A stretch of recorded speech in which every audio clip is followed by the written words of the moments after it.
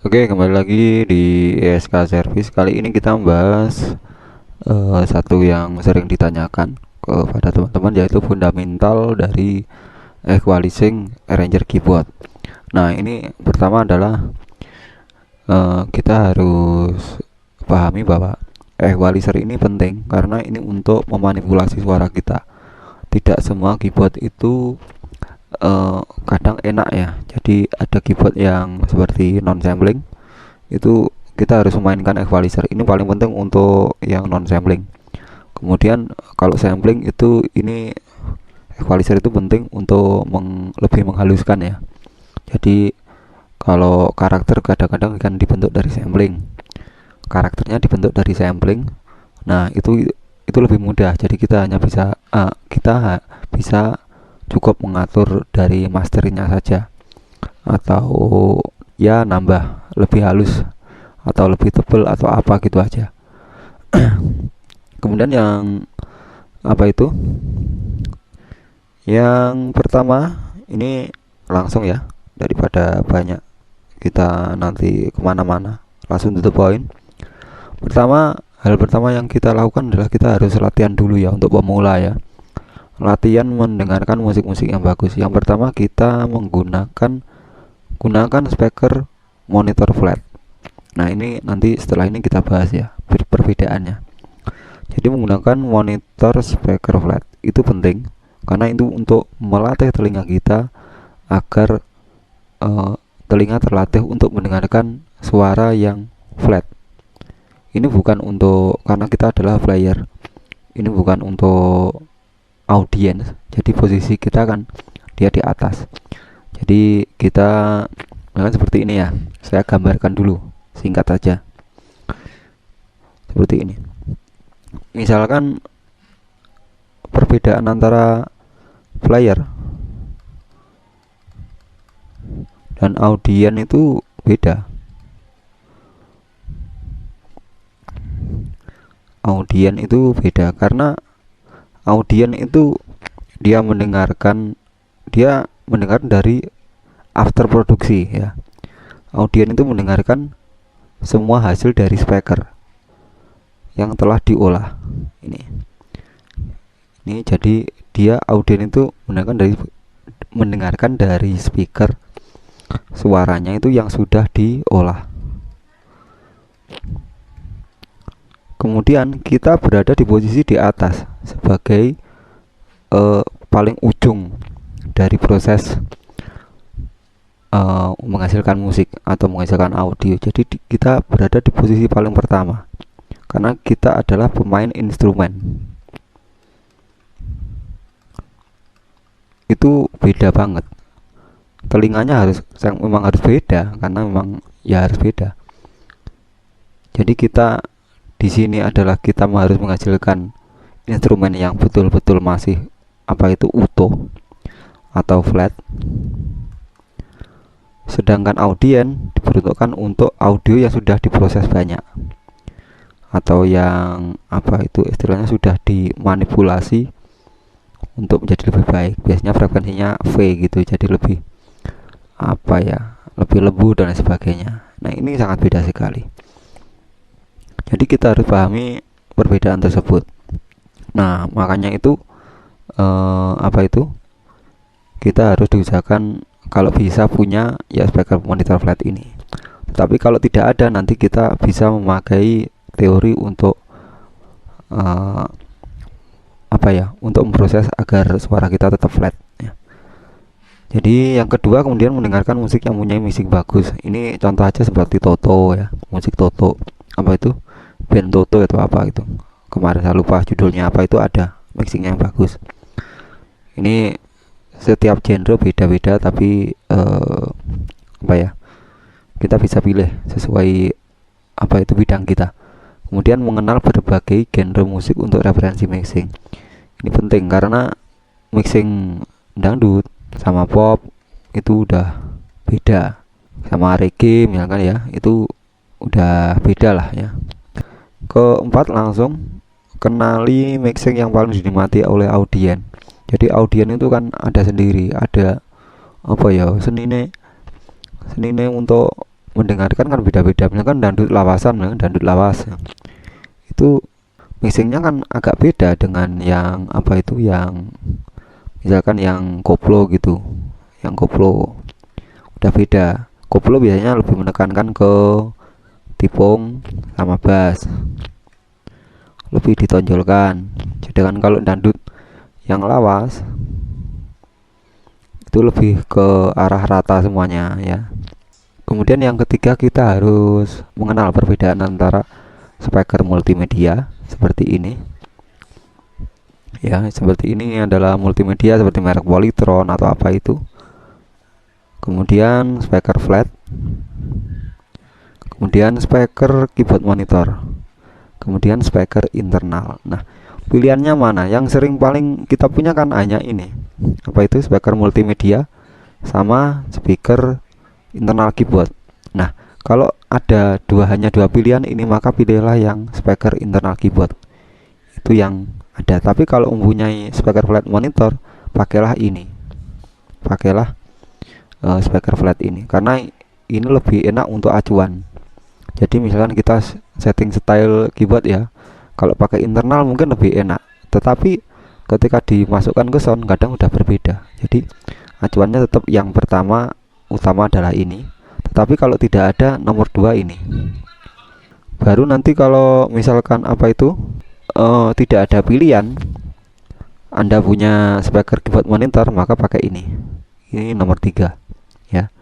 Kalau baru tidak ada terpaksanya ya pakai speaker multimedia ini ya. Itu nomor 4. Ini paling akhir lah ya, pilihan paling akhir. Kemudian pilih saja yang speaker internal ya, kalau itu kan sudah bawaan keyboard jadi lebih enak. Walaupun nanti ada sedikit banyak perbedaan dengan speaker flat ini. Speaker multimedia itu tabel frekuensinya itu lebih ke V seperti ini. Kalau saya gambar ya, misalkan ini 100 Hz, ini 1 kHz, ini 5 kHz ya. Kan gitu. Itu dia cenderung ke bawah sini. Jadi lebih dienakkan untuk audien biar enggak bolak-balik cumpleng atau apa gitu. Tapi kan ini nanti prosesnya malah susah ini. Malah ini yang kurang bagus karena kita posisi di pemain instrumen. Nah, kalau speaker flat ini kan dia ya paling nggak flat lah ya. Kalau flat itu malah kadang nggak enak. Jadi ada sedikit di apa tuh equalizing di 1K dan lain sebagainya itu di frekuensi tengah. Tapi daripada yang ini, mending yang ini gitu. Speaker ini juga lumayan loh. Kalau speaker keyboard monitor itu juga lumayan flat sebenarnya ya. Cuma ini kalau untuk tes bass itu cukupan lah ya, karena kalau pakai ini kan bassnya kurang kadang-kadang kan gitu. Bassnya kita nggak tahu, oh ini subnya frekuensi sub misalkan nggak ketahuan gitu. Kemudian pilihan yang kedua itu speaker internal. Kalau untuk keyboard arranger ya, arranger itu rata-rata speakernya lumayan flat, tapi masih cenderung ke multimedia sebenarnya juga, karena kan ya diuntukkan untuk audien biar lebih enak kan. Jadi kita harus paham bahwa ini agak melengkung, tapi nanti bisa dimanipulasi sama soundman ya. Ini adalah untuk fundamental pemilihan speaker. Ini lanjut untuk tipe-tipe equalizer ya. Jadi tipe equalizer itu banyak. Fundamentalnya sebenarnya hanya 2 ya. Kalau equalizer itu analog dan digital. Kemudian yang kedua adalah graphic equalizer sama apa itu parametric equalizer. Kemudian ada yang ketiga itu gabungan antara semi parametric equalizer. Nah, perbedaannya kalau graphic equalizer itu memiliki slider untuk menaikkan atau menurunkan frekuensi. Ini lebih cepat sebenarnya ya kalau untuk live dan sebagainya itu. Misalkan kurang apa gitu langsung kita naik turunkan cepat. Misalkan kurang bass treble dan sebagainya. Kemudian ada lagi, ini adalah tipe kedua yaitu tipe parametrik. Nah, perbedaannya sama grafik. Itu kalau parametrik ya, itu parametrik itu dia ya ini frekuensi, yang ini adalah faktor key. Faktor key ini menentukan kelebaran, lebar bandwidth ini adalah gainnya ya, ini gain lah ya. Kemudian kalau ini misalkan biasanya ini gain input dan lain sebagainya, tapi fundamentalnya adalah faktor key sama frekuensi itu ada. Nah ini biasanya hanya ada 3, tapi ini ada beberapa frekuensi seperti low mid dikasih, itu juga ada, tergantung berapa channel equalizernya.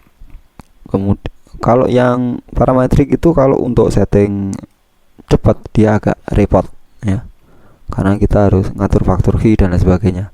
Kemudian ada yang semi grafik sama parametrik. Nah kalau semi grafik ini biasanya di ada banyak channel ya, jadi seperti ini ada yang low cut-nya, kemudian ada yang high cut-nya. Itu kalau yang parametrik biasanya ya cuma kan 3 kan, bass, middle sama treble, cuma itu frekuensinya. Kalau ini ketambahan seperti sub dan sebagainya seperti ini. Ini untuk yang versi analog ya. Jadi kalau yang analog seperti ini, tapi hampir sama sama digital. Jadi analog sama digital itu, karena digital kan ya tiruannya analog, jadi sama saja. Jadi kita nggak perlu bahas apa sih bedanya, ya sama saja. Perbedaannya paling respon di telinga dan sebagainya. Kemudian lanjut kita ke faktor key. Nah faktor key itu adalah parameter untuk mengatur lebar frekuensi. Nah misalnya gini ya, penjelasan ini poin. Faktor key itu misalkan gini, nah ini ada frekuensi 50 Hz, ini 100, kemudian ini 150. Nah faktor key itu adalah lebarnya ini, misalkan poinnya di titik 100 frekuensinya ya, 100 ini, maka lebar ke kanan dan ke kiri itu adalah faktor key. Jadi kita harus paham lah ya, kalau kita nyeting equalizer itu harus paham ini. Jadi nanti yang misalkan gainnya diangkat, nah misalkan gitu gain ya, gainnya diangkat, kemudian faktornya 0,5, berarti 0,5 itu lebar. Karena kalau faktornya 0,5 berarti sekitar antara 100 sampai ini itu dinaikkan seperti ini, melengkung seperti ini. Jadi ditarik dari poin tengah ini seperti ini, melengkung gitu, semakin ke atas semakin gini ya, itu. Tapi kalau misalkan faktor key-nya itu kita apa itu, misalkan 2 ya, ini 100, ini 150, 50, misalkan ini faktor key-nya 2. Faktor key 2 berarti itu lebih sempit, jadi seperti ini faktor key-nya, misalkan 2 ya, maka lebih sempit. Nah kalau lebih sempit kan yang diangkat kan cuma, kalau yang lebar kan 100 sampai 50, paling ini 100 ke 80, sama ini paling 100 105 itu. Jadi yang diangkat cuma 80 sampai 105. Nah ini suaranya lebih runcing. Jadi kalau apa itu, misalkan kita naikkan suara bass ya, cuma paling ya ting gitu aja, nggak iso demnya nggak katut, karena 50 nya kan nggak keangkat, jadi suaranya cuma teng teng, cuma yang ini. Nah ini untuk biasanya kalau faktor key 2 itu sebenarnya untuk koreksi ya, koreksi sebenarnya. Jadi biasanya posisinya sudah matang, musiknya sudah matang, kita hanya perlu koreksi. Itu yang kalau untuk yang key. Tapi kalau misalkan kita membuat karakter, itu biasanya faktor key-nya kalau saya sendiri pilih 0,1 0 sampai 1 lah ya, sampai 1. Tapi rata-rata 0,1 sampai 0,5 kalau saya, karena agak biar lebih keangkat yang ini. Yang ke selanjutnya itu oktav. Nah, paham ya. Kemudian oktav equalizer itu hitung-hitungannya enaknya gini. Dalam audio dan equalizer mengacu pada frekuensi yang memiliki perbandingan 2:1. Konsep oktav ya, misalkan gini. Sampai punya satu set itu kalau satu oktavnya berarti 200 set. Kalau 200 set itu berarti satu oktavnya 400 Kalau 200 Hz satu oktavnya ya 400 perkaliannya lah ya. Kalau equalizer grafik itu rata-rata berbasis oktav ya. Jadi misalkan seperti ini ada tabelnya ya, misalkan 20 sampai 40 itu oktav terendah, kemudian 40 80 bass, senar bass, drum kick dan bass gitar. Kemudian yang 80 sampai 160 low mid ya, ini yang paling lengkap. Tetapi kalau di keyboard itu paling, kalau Yamaha biasanya ada yang sampai 8 ya, 8 grafik equalizer, 8 channel. Semakin banyak semakin bagus sih.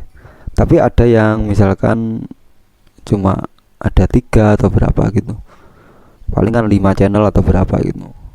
Biasanya saya pakai rumus 3. Saya selalu memakai rumus 3 oktav ya. Itu biar lebih enak ya. Saya pakai rumus 3 oktav. Jadi semisalkan itu frekuensinya 64, biasanya kan gandengnya 650 lah ya toh. Itu atau pakai 6 oktav ya. Tapi saya pakai sisi kiri sisi kanan gitu. Jadi sisi kiri sisi kanan. Kemudian senternya kita pakai 1 kHz. Ini untuk center ya. Center. Ini saya hapus saja, ini yang 64 nggak kepake karena ini bulat nanti. Saya pakai rumus yang pakai ini. Jadi misalkan 250 ini ya, itu 3 oktavnya itu berarti 2,5 K ya. Tapi yang ini kan ada hanya 2 K, nggak apa-apa. Jadi rumusnya 3 oktav ini. 3 oktav. Sebenarnya 3,2 tapi kita bulatkan menjadi 3 oktav gitu. Jadi misalkan kalau mau ngatur equalizer, ini tetap di center, misalkan di tengah ini 1 kHz ini tetap di center. Nah ini yang kita naikkan dulu. Yang ini pertama untuk mencari karakter bassnya. Kemudian yang ini 2K ini untuk mencari karakter dari present. Sebenarnya ini teknik untuk mencari karakter present semua, present low mid sama apa itu mid high ya. Jadi ini kan di mid high, kemudian ini di low mid. Jadi rumusnya ya cuma itu. Anda kuncinya kalau setting keyboard itu di sini, di low mid sama di mid high itu. Jadi kalau memang 250 ambil kelipatannya berarti 2K. Kalau ngambilnya 500 berarti kelipatannya di 5K. Ini enggak ada ya, pakai 4K ini tuh. Jadi enggak harus ini 500 enggak, karena kalau grafik equalizer kan dia sudah paten ini. Jadi 500 ke 4K gitu. Jadi rumusnya itu pakai rumus 3 oktav itu. Kemudian nah ini yang gambaran utamanya, nanti kita ulang lagi. Nah ini contohnya seperti equalizer ini ya. Ini tabelnya di equalizer Yamaha itu. Kalau kita tabel low mid itu di rentang antara 250 sampai 500, di S200 sampai 500. Kalau di apa itu di high mid, nah itu antara ya 2K sampai 5K. Nah ini yang kita olah, ini. Kalau di core ini nggak ada, ini biasanya dihilangkan, jadi cuma low mid sama ini high mid. Ini yang paling diolah di keyboard.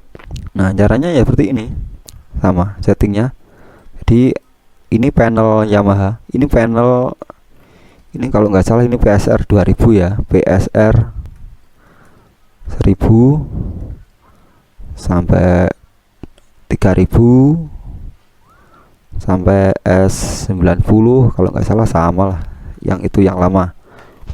Ada 4 equalizer. Yang pertama ini flatkan dulu. Yang equalizer kedua ini dicari ke 250 dulu. Kemudian yang ini ke 2,5K. Nah, ini biarkan center tetap flat aja lah, flat dulu. Nah, biasanya kalau karakter Yamaha itu agak beda sama Korg, karena Yamaha itu audionya HD. Kalau yang sampling ya, jadi beda sama Korg. Kalau Korg itu kan lebih dikompres, kadang triplenya hilang. Nah, kalau ini yang HD untuk Phaser 2100 ke atas itu sebenarnya hampir sama, cuma dia karakternya itu dia sebenarnya triplenya yang agak tinggi rata-rata. Kalau style dangdut ya, style dangdut itu triplenya kadang celing.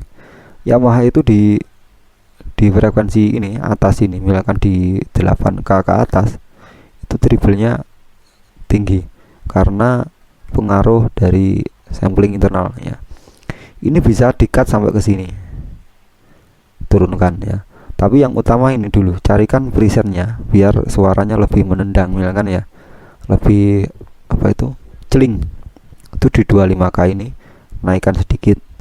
Kemudian di 250 ini kebanyakan kalau bass Yamaha itu lebih muffle. Nah, kalau lebih muffle itu atau lebih dung gitu loh. Muffle itu bahasa Inggris, kalau artinya bindeng, muffle ya. Muffle atau bindeng. Jadi agak diturunkan sedikit. Ini ditarik ke bawah sini dulu. Ini untuk mencari karakter bass. Pakai yang ini. Faktor key-nya jangan sampai 1, pakai yang 0,5 aja. Atau bawaan default nggak apa-apa. Dicek dulu, kalau defaultnya 1 agak diturunkan. Ini diatur ke seperti ini, 250 ini. Nanti terus gainnya diturunkan. Nah, itu tergantung stylenya Anda pakai yang mana, tapi kuncinya ini. Baru kemudian ini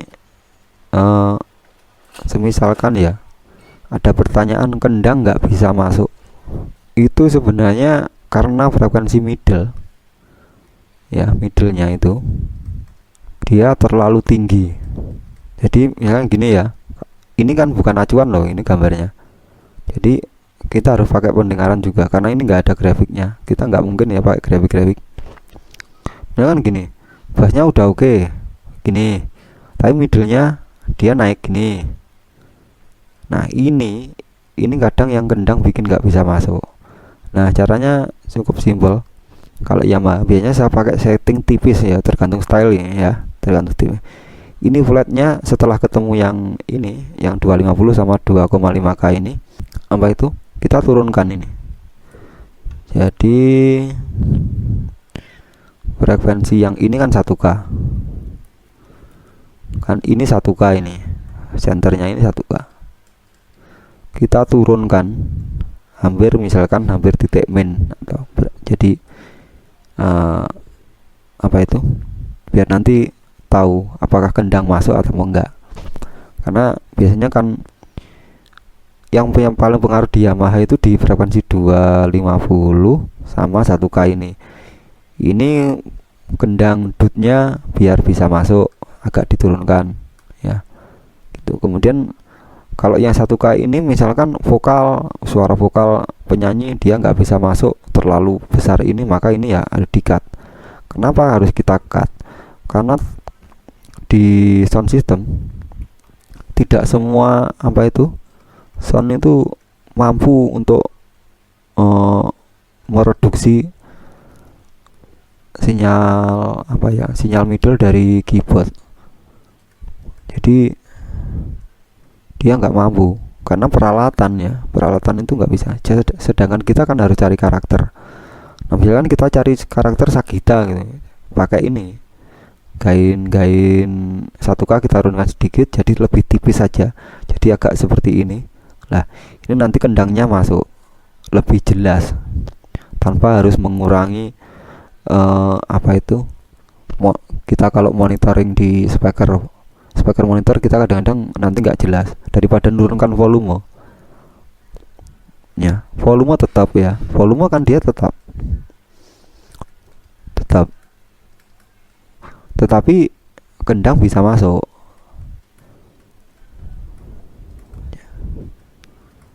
masuk suaranya.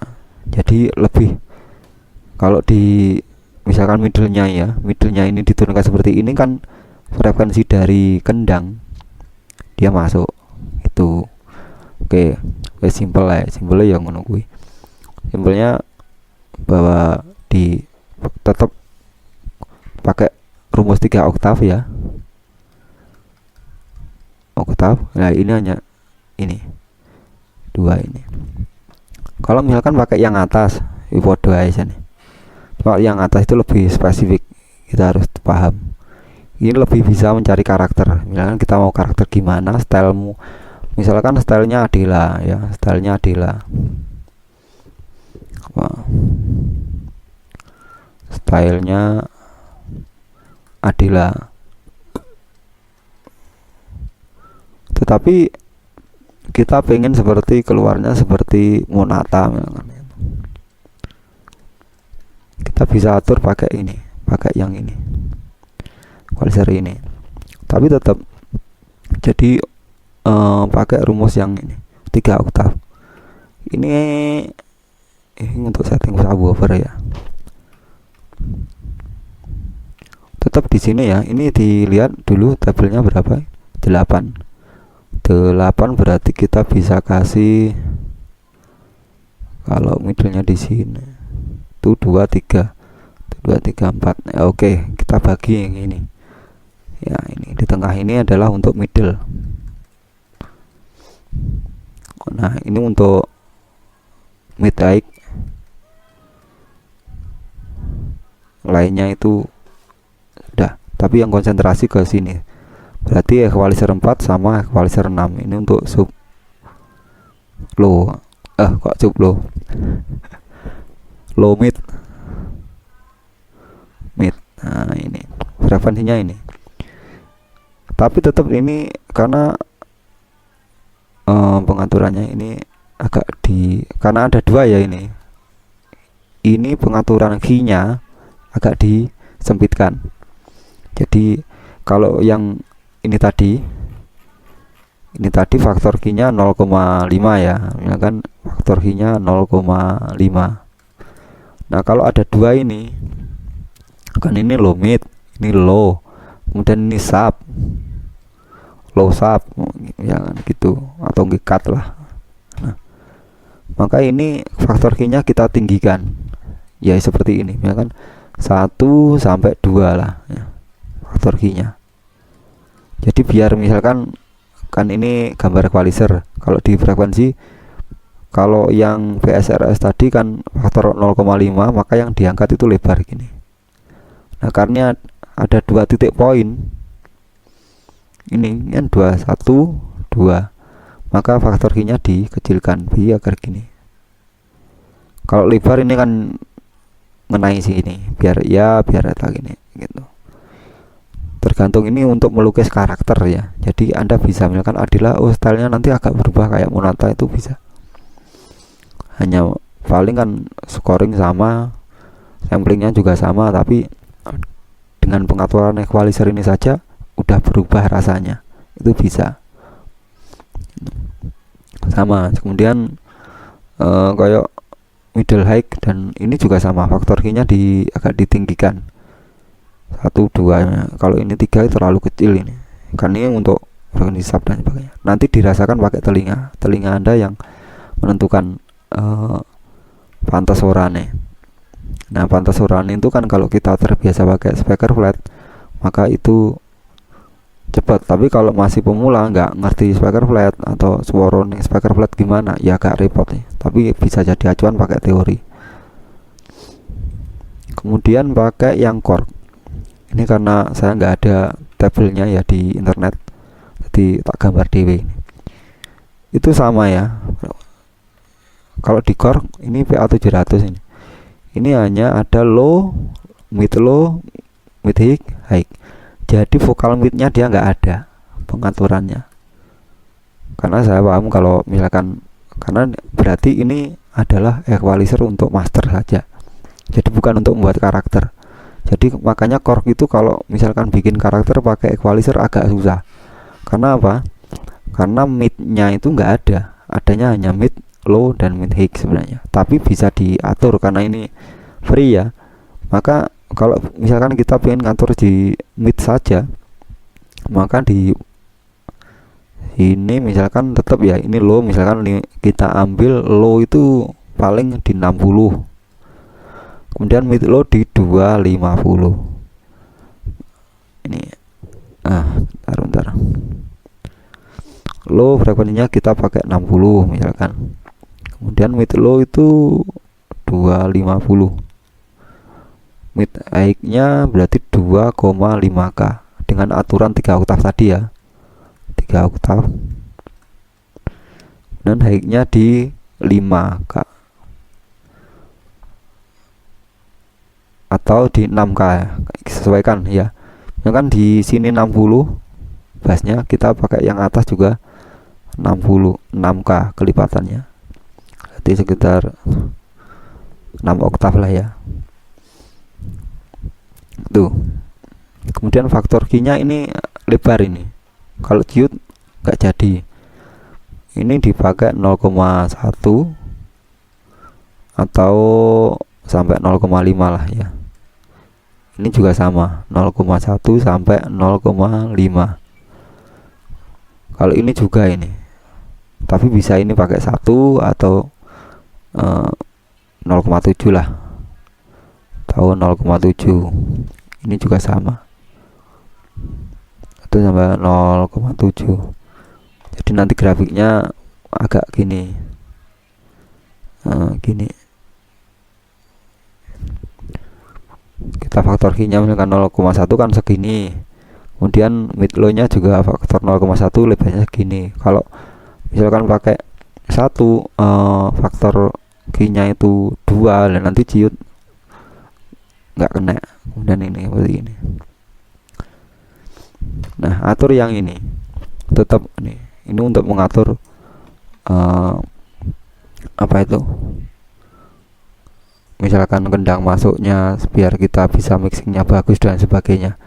Itu karena kita harus pahami bahwa tidak semua sound system itu perangkat aksesorisnya mendukung.